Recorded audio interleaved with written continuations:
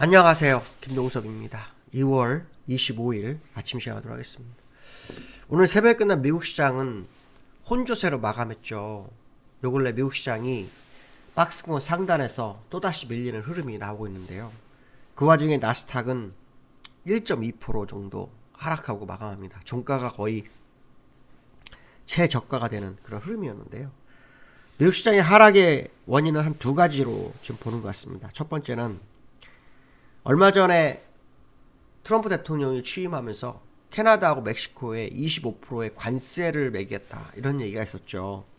그러고 난 다음에 트럼프 대통령과 멕시코의 대통령이 통화를 하게 됐고 그 이후로 한 달 유예를 했는데요. 다음 주 종료가 됩니다. 트럼프는 예정대로 관세를 부과하겠다라는 발언을 했다고 합니다. 그것이 미국 시장을 한번 하락하게 하는 이유가 됐고요. 두 번째는 미국 시장의 화두는 AI죠. AI가 계속 시장을 이끌었는데요. 그 마이크로소프트사 MS 기업이 이 AI의 투자를 약간 줄였어요. 그게 악재가 되면서 AI 주도를 다 밀어버리는 상황이 되는데요. 최소 두 곳 정도의 민간 데이터 운영자와 수백 메가바이트 규모의 임대 계약을 해지했다고 합니다. 이것이 이제 AI 관련주를 하락시키고 또 아시겠지만 이 에너지 관련주, 에너지가 많이 들어가잖아요. 데이터 센터는. 그래서 이 에너지 관련주가 같이 하락하는 그런 흐름을 보였다 이렇게 보입니다. 그래서 이 두 가지가 시장을 하락시키면서 일단 기술주에선 투매가 좀 나왔고요. 테슬라 2% 하락했고 엔비디아 3% 하락합니다. 얼마 전에 엔비디아가 딥시크로 16% 하락해서 굉장히 어려운 상황이었는데 그를 상당 기간에 다 회복을 했지만 다시 회복하고 다시 이틀 연속으로 밀리는 그런 상황이고요. 테슬라도 올해만 17% 정도 밀리는 흐름입니다. 서학개미들은 정말 힘든 상황으로 치닫고 있는 거죠. 아시겠지만 테슬라와 엔비디아에는 우리나라 투자가들, 국내 투자가들이 많이 가서 샀기 때문에 이게 흔들리면은 손실이 많이 오죠. 엔비디아가 어저께 제가 말씀드렸는데 실적 발표가 있어요. 27일 날.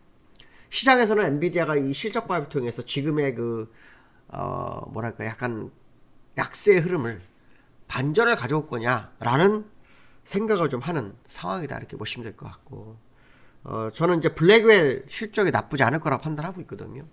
이제 미국에서 그 AI가 시작된 지 1년하고 2개월 지났거든요.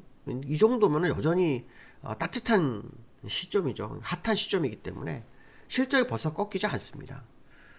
최소 1년, 길게는 2, 3년까지 가기 때문에 일단 차세대 AI 칩의 블랙웰이 뭐 발열 문제가 있지만 여전히 우세한 상황이라고 생각을 합니다. 그래서 그 실적 발표가 시장을 살려내지 않겠나. 왜냐하면 미국 시장은 이제 박스권에서 분산을 하는 거라는 얘기를 제가 얘기하잖아요. 그러면 어떤 재료가 꼭 들어와서 박스권 상단에서 밀어버리고 다시 또 바닥에서는 또 새로운 재료가 올리고 하는데 그러한 재료 중에 핵심은 항상 시장을 이끌어가는 재료다는 거죠. 이 재료가 아마도 AI 아닐까. 그렇다면 결국 엔비디아 실적이 하락분을 다시 회복시키는 역할을 할 확률을 좀 열어두고 봐야 될 것 같고요. AI주가 다 하락하면서 필라델피아 반도체에서도 2.5% 정도 하락하는 흐름을 보이고 있습니다.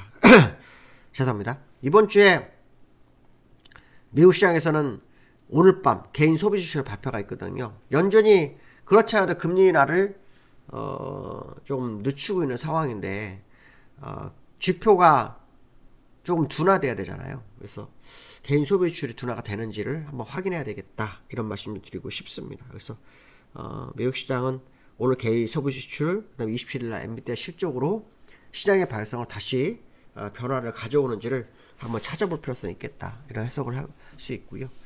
나스닥과 다우의 차트를 좀 보시면 다우는 어저께 장중에 0.6% 올랐었어요. 올랐다가 제자리로 갔죠. 제가 어저께 그런 얘기 했어요. 의문을 이렇게 한 방에 뚫는 거 없고 이렇게 반등해서 뚫어도 이렇게 뚫는 경우가 많다라고 했는데 일단 이 박스권의 중간 지점 부분에서의 싸움을 벌이고 있는 상황 뭐 이런 해석을 해봐야 될 것 같고요. 그 다음에 나스닥은 조금 더 하락했죠. 그래서 박스권 하단을 깼나요? 절대 깨지 않습니다. 이 박스권 상단 하단을 오가는 상황. 이제 또 왔기 때문에 다시 상단을 향해서 갈 거라고 보는데요. 일단 뭐 오늘 개인 소비 지출, 내일 모레 엔비디아 실적 그거에 따라서의 흐름을 한번 확인해 볼 수 있다 이렇게 보시면 될 거예요. 일목으로는 후이스파는 캔들을 뚫고 나오기 때문에 좀 안 좋아 보이긴 하지만 지금 그 모습이 여전히 계속 나왔기 때문에 그냥 박스권으로 해석하는 게 현명할 거다 이런 해석을 해보고 있고요. 외국 시장 하락과 우리나라 시장은 좀 다를 수 있다는 거 계속 말씀드리는데 여전히 그 상황은 아마 변함이 없을 거라는 생각을 하고 있습니다. 엔비디아 제가 말씀드렸죠. 요게 그거죠. 예, 딥시크 하락. 그다음에 요거까지 해서 요거 메우고 다시 더 못 가고 밀리고 있거든요. 그래서 그 엔비디아도 지금 계속해서 시장 내부적인 어떤 재료들 뭐 이런 거에 흔들리고 있는 상황이다. 그러나 엔비디아에서 여전히 차세대 AI 칩이 계속 출시를 준비하고 있는 상황이고 두 번째 칩인 그 블랙베리 출시가 됐기 때문에 그 실적을 확인해 보면 답이 나오지 않을까. 일반적으로 그 칩은요 3-4개 정도까지는 시장이 계속 환호하거든요. 그래서 이제 두 번째 칩이니까 여전히 실적은 나쁘지 않겠다는 해석도 한번 해볼 필요성이 있지 않을까 이렇게 말씀드리고 싶고요. 그 다음에 어저께 국내장이 하락했죠. 그런데 어저께 환율은 좀 얘기가 달랐어요. 네, 환율은 달랐어요. 어저께 환율은 떨어졌어요.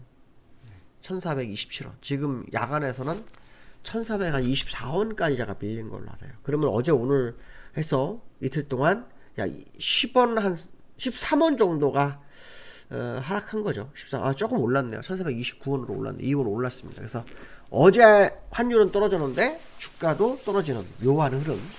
근데 중요한 것은 뭐냐면 5일선과 21선이 61선 중장기 이평선과 데드크로스가 흐르고 있는 상황만큼은 환율이 더 떨어질 거다라는 해석을 해볼 수 있겠죠. 그 부분을 좀 봐셔야 될 것 같고 특히 이 자리는 지난번 요 저점과 거의 약간 이탈했죠. 종가상으로. 그래서 반등이 들어올지는 미지수지만 저는 환율이 일단 1600원까지 갈 거라고 보는 사람 중에 한 명이라고 말씀드렸잖아요. 1660원 정도. 거기까지 가려면 이렇게 누렀다 가야 된다라는 게 제가 생각하는 바입니다. 그래서 그 부분이 이루어지는지를 좀 확인해 볼 수 있을 것 같고요. 금이 어떻게 흘렀을까요? 금이 지금 저는 금 3400 가면 끝날 거라는 얘기를 계속 했는데 금은 또 10불이 올라서 신고가 장중한테 2970원 신고가를 갱신했었죠. 예, 갱신했습니다. 예, 3400원 가면 끝날 거다. 그래서 금이 한 돈당 지금 60만원인데 70만원까지는 가지 않을까.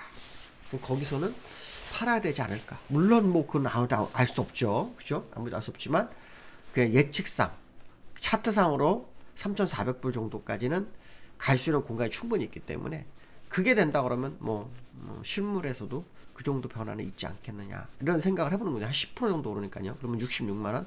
근데 또 실물은 좀 더 뛰는 경우가 생기니까 70만원 뭐 이렇게 생각을 해봅니다. 그래서 어쨌든 금이 안전자산으로서 위험자산의 흔들림을 대체 수단으로 좀 작용하고 있는 그 흐름이 계속 나타나고 있는 것만큼은 사실이다 뭐 이런 해석을 해봐야 되겠죠. 자, 드디어 우리나라 금통위가 있습니다. 오늘 금통위에서 금리가 어떻게 되는지 봐야 되겠죠. 시장에서는 금리 인하 가능성 굉장히 높게 보고 있어요. 이유 중에 하나가 그 이창용 하는 총재가 어떻게 했냐면 경기를 살려면 추경을 해야 된다. 추경 예산이 지금 추가 경정 예산이라고 그러죠. 그걸 이제 줄여 추경이라고 하는데 이게 그 사실상 무산 가능성이 높아졌기 때문에 일단 할 수 있는 거는 통화 정책이죠. 그렇죠? 이 추가 경정 예산이라는 것은 이제 그 여당 야당의 어떤 합의가 있어야 되기 때문에 쉽지가 않은 거지만 추경 통화 정책은 8명만의 얘기만 6명인가요? 6명? 그 다음에 뭐 한웅 총재가 7명인가 될 거예요 아마. 그들의 어떤 의견에 따라서 변화가 되는 거잖아요. 그러니까 쉽죠 오히려. 그래서 시장 영향이 크게 오히려 더 빠르고 파급 효과가 크다고 항상 얘기하는데 그 가능성을 한번 열어두고 좀 보시는 게 좋겠지 않을까 그런 해석을 해보고 있고요. 일단 우리나라 금리는 3%죠. 시장의 일각에서는 이제 2% 안으로 이제 진입할 거다라는 얘기가 굉장히 많습니다. 2번 정도까지는 할 거다. 3번까지 얘기가 나왔었는데 2번 정도 할 거다 얘기하는데 저는 제로금리까지 가야 된다고 생각하고 있습니다. 제 생각으로 그렇습니다. 왜? 우리나라 경기가 곰고 하다가 터져서 지금 밀리고 있는 상황이기 때문에 빠르게 대응을 못하면 나중에 정말 후회할 것 같다는 생각이 전 개인적으로 듭니다. 개인적 생각입니다. 예.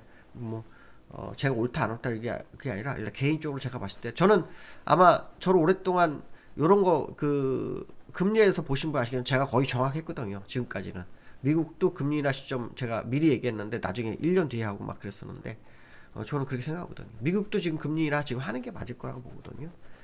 일시적인 어떤 뭐 인플레이션 상승, 뭐 관세에 대한 우려 이거 생각하면 안 될 거다. 지표가 울퉁불퉁하기 때문에 하나로 흘러가는지 한 방향으로 흘러가는지가 되게 중요할 거다 이런 해석을 좀 해보고 있고요.